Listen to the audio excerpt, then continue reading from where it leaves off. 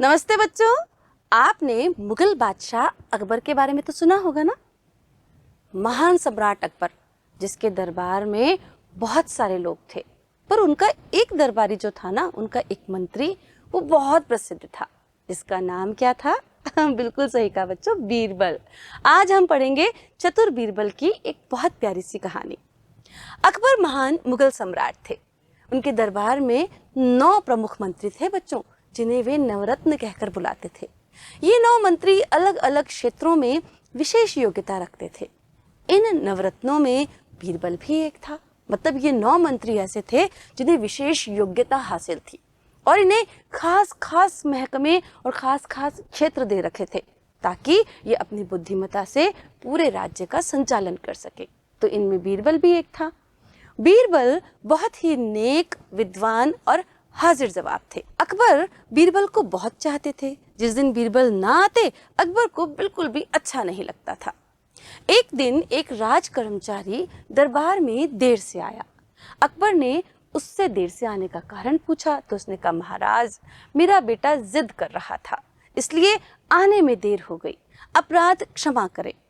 अकबर उस दिन कुछ क्रोधित थे। मतलब उसने, जो दरबारी था, उसने कहा कि मेरा बच्चा बहुत जिद कर रहा था, मुझे आने नहीं दे रहा था, इसलिए मैं देर से आया। तो अकबर को उस दिन पता नहीं किस बात पे गुस्सा आ रहा था। वे बोले, बच्चे की जिद भी देर से आने का कोई कारण है? जाओ, हम तुम्हें नौकरी से हटाते हैं।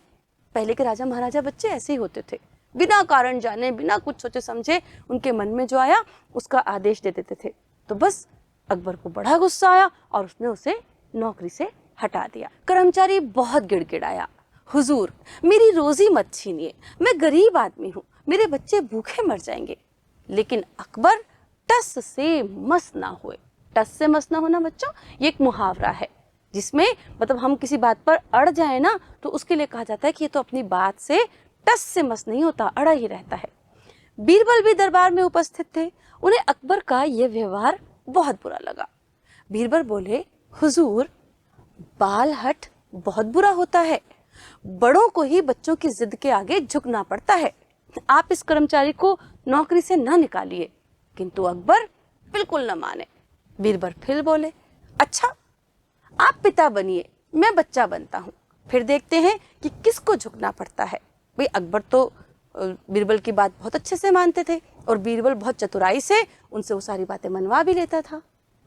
उसने कहा कि अच्छा, अगर आप नहीं मानते ना कि बाल हट यानी बच्चों की जिद बड़ों को भी झुका देती है, तो चलो हम एक खेल खेलते हैं जिसमें आप जो हैं वो पिता बनिए और मैं बच्चा बन जाता हूँ। अब बादशाह को बात में मजा आने लगा। वे बोले, ठीक है।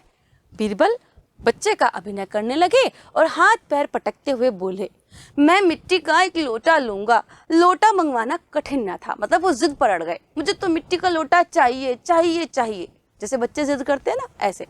लोटा मंगवाना कठिन न था। राजा का संकेत मिलते ही मिट्टी का लोटा आ गया। किंतु बीरबल की हठ, जो जिद थी ना, वो यहीं समाप्त नहीं हुई। करके फिर से बोले, अब तो मैं एक हाथी लूंगा। मतलब लोटा मंगवा लिया, उसके बाद हाथी की जिद करने लगे। अकबर बादशाह थे, हाथी जुटाना भी उनके लिए सरल था। मतलब उनके दरबार में, उनकी सेना में बहुत सारे हाथी थे। दरबार में हाथी हाजिर कर दिया गया। किंतु बीरबल का रोना अब भी जारी रहा।